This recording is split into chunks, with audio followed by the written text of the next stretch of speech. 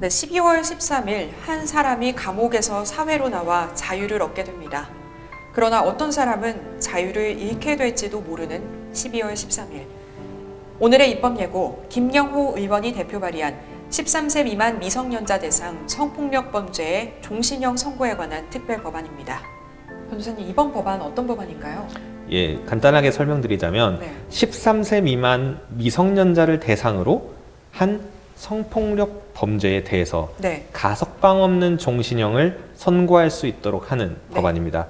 좀 더 구체적으로 말씀드리자면 이제 죄질이 극악한 강간, 살인치사 이런 누범 범죄자에 대해서 사회로서의 영구적인 격리 이거를 추구하는 법안입니다.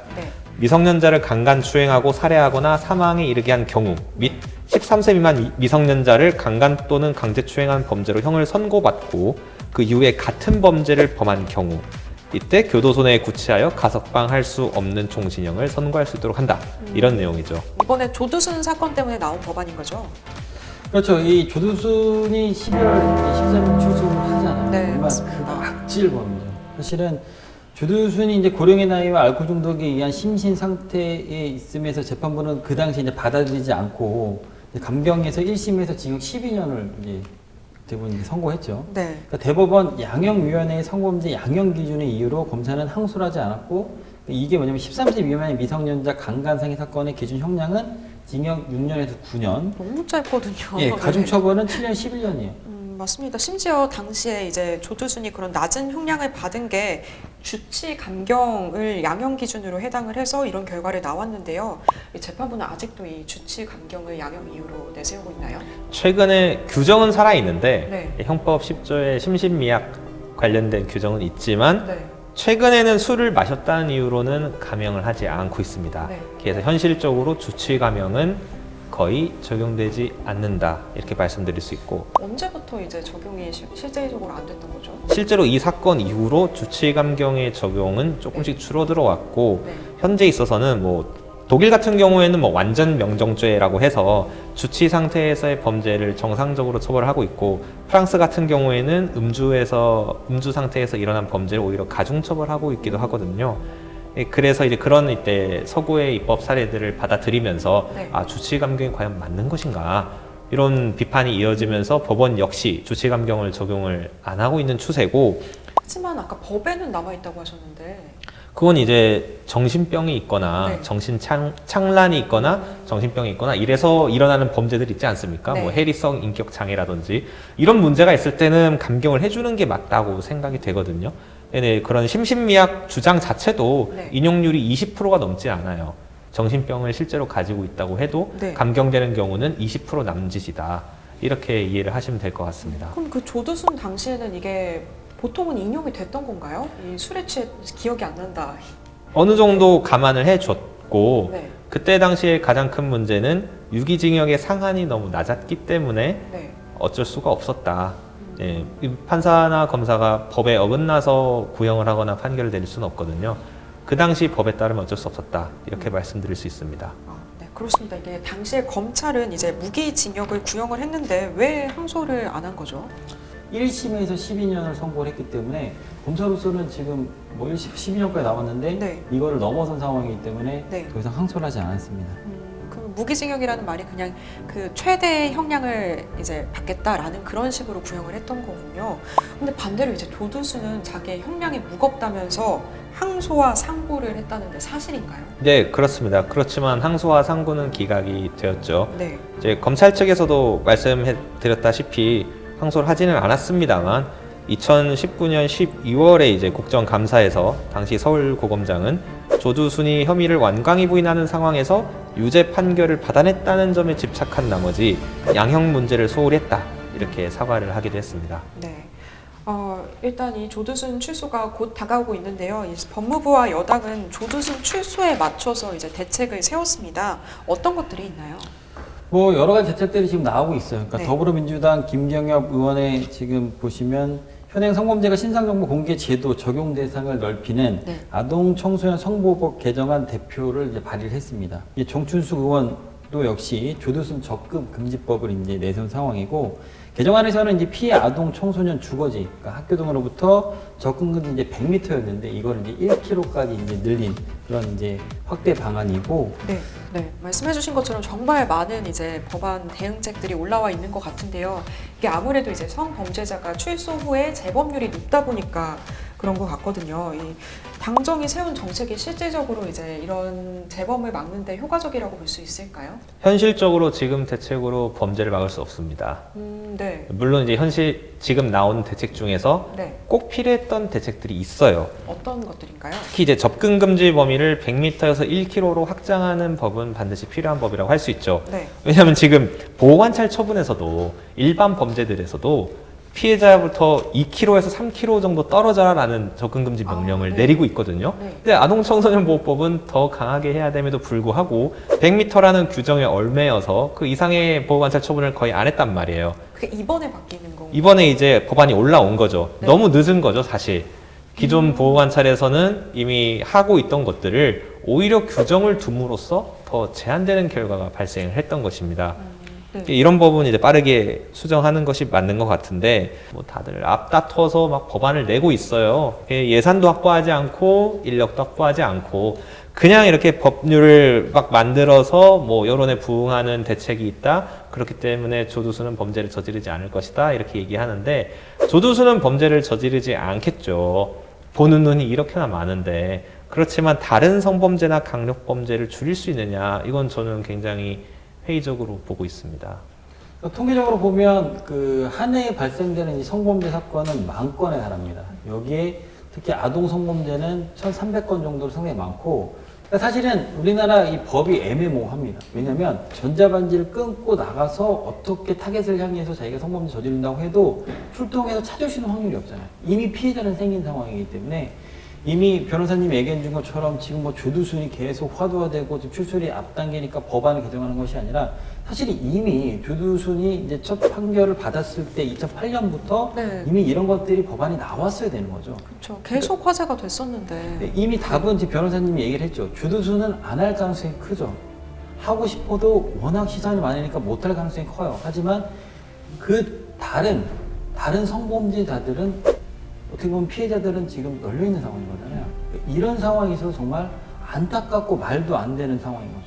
더군다나 네. 아동을 상대로 성범죄를 저지른 자들은 이게 뭐 형량이 양형 기준에 따라서 12년, 11년이다 이게 아니라 정말 종신형, 저는 뭐 진짜 사형까지도 판결 내려야 되지 않을까 이렇게 생각이 되어집니다.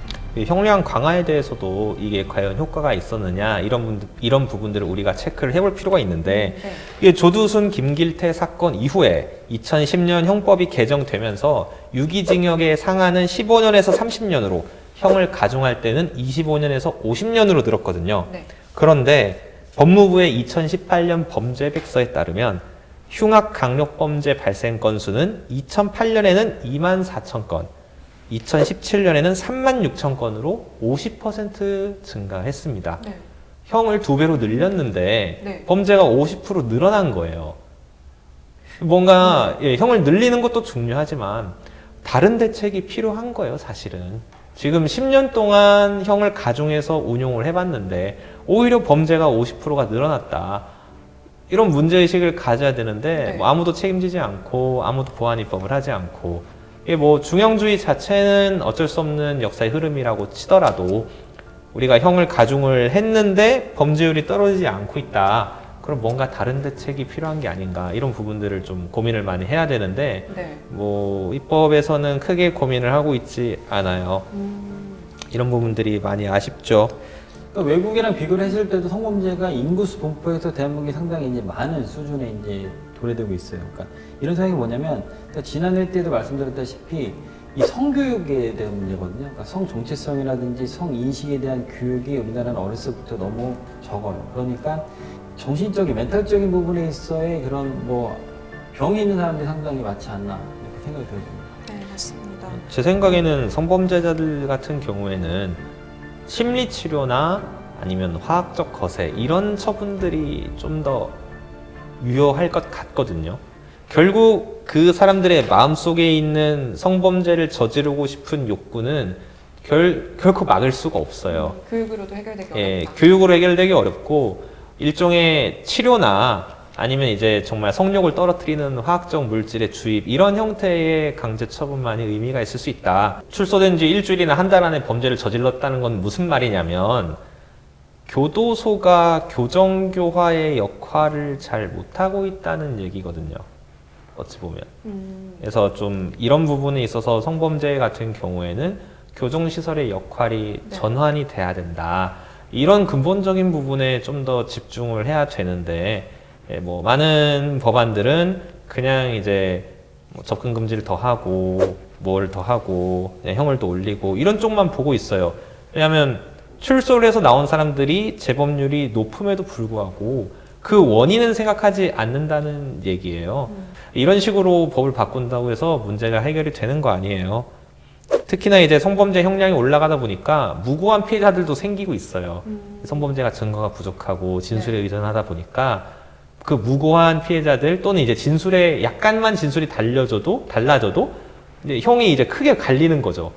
어떤 부분 진술이 인정이 안 되면 그 사람 무죄로 판명이 되고 어떤 부분 진술이 인정이 되면 5년, 3년 이렇게 형을 살게 되는데 그렇게 한번 전과자로 살고 나오면 그 다음부터 사회에 복귀를 할 수가 없어요. 이런 부분도 좀 문제가 되고 있고 네. 지금 법안들이 너무 출소를 앞두고 부랴부랴 만든 법안이라서 네. 뭐 8월에 올라왔는데 아직도 통과가 안 되고 있거든요. 예, 그냥 이제 급하게 만들었으니까 그렇죠. 저희 예전에도 예, 뭐 헌법불합치 판결에 대한 보완입법에서도 얘기를 했지만 네. 헌법불합치 결정이 정하고 있는 입법 시한이 다가오면 이제 국회가 움직이거든요. 미리 움직일 수도 있는데 네. 그러니까 이제 뭐 예산이나 비용 추계나 이런 게 확보가 되지 않은 상태에서 그냥 무조건 법안을 던지는 거예요. 만들어서 야 만들어 봐 이렇게. 그러면 통과는 되겠지만 조직이 받쳐주질 않잖아요. 조직과 인력이 받쳐주지 않는 상태에서 법이 통과가 돼봤자 죽은 법이에요. 그러니까 예를 들어 지금 조두순을 뭐 일주일에 4번 이상 면담을 하고 조두순에 대해서 밀착 감시를 하겠다 이렇게 법무부가 얘기를 하지 않았습니까? 그러면 보호관찰관들이 조두순을 감시하느라 다른 사람들을 관찰하지 네. 못해요. 다른 사람들을 감시하지 못한단 말이에요. 그러면 결국 법무부 보호관찰 제도에 구멍이 생기고 오히려 다른 사람들의 범죄율이 올라갈 수가 있단 말이에요. 이런 부분들에 대한 어떤 반성적인 고려 없이 그냥 무조건 법만 뜯어 고치고 야 이거 해 이런 식으로 바꿔서는 절대로 범죄 문제를 근본적으로 해결할 수가 없습니다. 맞습니다. 그러니까 조두순은 이제 12월 13일에 출소를 하면서 형량을 다 살고 나왔잖아요. 그러면서 이제 형법 불소급의 원칙 및 이 헌법 제13조 이중처벌 금지 원칙에 따라 이제 유연 소지가 있기 때문에 8월에부터 내놓은 법안들이 통과가 안 되는 그런 상황인 거죠. 이게 아무래도, 보호관찰이나 보안 처분 같은 경우에는 형벌 불소급의 원칙이 적용되지는 않거든요. 적용되는 제한이 있어요. 그래서 뭐 전자발찌라던가 신상공개라던가 이런 것들은 사후에 바꿔도 적용은 가능합니다. 적용은 가능한데 왜 이제 와서 바꾸느냐. 이 사람이 들어간 지가 뭐 2008년, 범행을 저지른 게 2008년이고 네, 거기에 10년이나 지났는데. 뭐 10년이 지났는데 왜 이제 와서 바꾸느냐. 이런 비판은 충분히 가능하죠. 그러니까 외국 외신들이 특히 대한민국의 성범죄가 크게 터질 때마다 하는 말들이 있어요. 네. 대한민국은 정말 성범죄자들의 관대한 놀이터다. 말이 안 되는 거죠. 놀이터래. 정말 이게 정말 수치인 거죠. 네. 네. 수치 정도가 아니라 그러면 대한민국에 살아갈 여성들 또 아동들은 어떻게 보호를 해야 돼요? 매일 엄마가 아빠가 그걸 지켜낼 수도 없는 거고 이게 사회적으로 지금 와서 뭔가 일이 터졌다고 해서 그걸 지켜내는 것이 아니라 이미 제도적으로 규제를 해야지만이 가해자들이 어떻게 보면은 그런 생각조차 가질 수 없는 예를 들어서 내가 성범죄를 저질렀을 경우는 무조건 최하 무기징역 그 이상 사용을 하고 화학적 거세를 한다고 해야 이거를 생각을 할 거 아니에요. 네.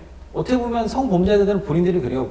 우리도 치료를 받아야 될 대상이라고 하는 사람도 기사에서 봤거든요. 그러니까 저희 국민 입장에서 봤을 때는 정말 말도 안 되는 거죠. 뭘 치료를 받아야 될 대상이야. 근데 그들의 입장에서는 그게 필요할 수도 있는 사람도 있겠는데 있을 수. 제도적으로는 아무런 그게 없다는 거죠. 그 강제추행까지 뭐 무기징역 하자는 취지는 아니신 거죠? 아 그건 아니에요. 예, 아니요. 강간이나 강간, 또 더 강력한 예. 범죄들에 대해서 저도 그런 부분에 대해서는 공감을 하고 있고 그리고 제일 중요한 거는 결국 강력 성범죄를 줄이는 것이거든요. 법안이 문제가 아니라 근데 지금까지 저희가 살펴본 자료에 의하면 네. 강력 범죄를 줄이는데 지금까지 조치는 효과가 거의 없었어요. 이게 정말 효과가 있을 만한 법안의 개선과 제도의 개선과 처분의 개선이 필요합니다. 네, 맞습니다. 이제 한편 이제 그 처벌과 관련해서는 조금 형평성에 어긋난다는 말들도 있는데 이 아동 성착취물 사이트 웰컴 투 비디오의 운영자 이 손정우 씨는 형량이 1년 6개월이었거든요. 아동 성착취물이나 또는 이제 성착취물에 대한 처벌은 강화돼야 되는 게 마땅한데 이제 뭐 성인물이라는 게 기본적으로 성인은 볼 수 있는 거 아닙니까? 이런 거에 대해서 또 필요 이상의 규제가 들어가게 되면 오히려 이제 억누를 수가 있어요. 사회적으로 이제 억눌린 분위기를 형성하게 되면 오히려 성범죄가 늘어날 수도 있단 말이죠. 이런 부분까지 감안을 해서 입법을 이제 디자인을 해야 되는데 뭐 그런 고려는 이제 보여지지는 않고 있습니다. 이 웰컴 투 비디오의 운영자 이제 손정우를 보면 사실은 2015년에 성인이 되자마자 이런 사이트를 개설했거든요. 이용자가 뭐 전 세계 32개국에 이제 128만 명이에요. 네. 어마어마한 수치죠. 그리고 여기에 피해자 중에서는 생후 6개월 된 아기도 있습니다. 사실은 네. 1심에서 1년 6개월 선고를 하고 이제 미국에서 송환 요청을 했지만 대한민국에서 불허를 했거든요. 네, 맞습니다. 이것도 뭐 사실은 대한민국 법원에서는 대한민국 국민을 지키기 위한 뭐 하나의 방안인 것 같은데 사실은 뭐 BBC라든지 외국 외신들은 정말 많이 이제 어떻게 보면은 한국에 대해 맹비난을 했죠. 그러니까 미국에서는 달걀 18개의 흰침자와 형량이 어떻게 같을 수가 있냐 이런 상황에서 그리고 사실 손정우를 보면 은닉재산이 한 44억 정도 돼요. 그리고 이 손정우야말로 손정우 아버지야말로 이 대한민국의 법망을 피해가려고 했어요. 1심에서 1년 6개월 선고를 받고 나서 그리고 나서 이제 베트남 여자와 이제 미상부양 여자와 결혼을 했죠. 그러니까 부양가족이 있으면 아무래도 감형이 된다는 그런 대한민국의 어떻게 보면 말도 안 되는 그런 것을 알고 나서 6개월을 감형을 더 받았거든요. 이런 사건에서 보면 사실은 뭐 조주빈은 뭐 조직이 어느 정도 조직화돼서 그게 돼서 40년을 받았다고 한데 그거에 비해서도 이 손정우 웰컴 투 비디오 운영자인 손정우는 너무 형량이 좀 적지 않나. 이건 말도 안 되는 그런 사건이다. 저는 이렇게 봅니다. 네, 그렇습니다. 이 조두순 사건 이후 12년이 지난 현재 아직도 이 성범죄와 관련된 법안 중에 미비한 점들이 정말 많은데요. 안타까운 현실입니다. 1심 당시에 조두순은 무죄를 주장했으나 심리가 계속되면서 만취를 이유로 기억이 나지 않는다고 했다가 이후 누군가 화장실에서 뛰쳐나가는 것을 보았다고 하는 등 진술을 수시로 바꿨습니다. 심지어 피해자를 구호하려는 노력을 했다며 마지막까지도 자신의 죄를 뉘우치지 않았는데요. 어린 나이에 피해자에게 영구적인 장애를 입히는 등 죄질이 극히 불량하나 조두순이 고령의 나이와 또 알코올 중독 등에 의한 심신장애 상태에 있음을 받아들인 재판부는 징역 12년을 선고했습니다. 대법원 양형위원회의 성범죄 양형 기준을 이유로 검사는 항소하지 않았고 반면 조두순은 형이 가중하다 하여 항소를 했습니다. 이처럼 재판 내내 반성의 기미가 보이지 않았던 가해자가 12월 13일 다시 사회로 나옵니다. 이상 오늘의 입법 예고였습니다.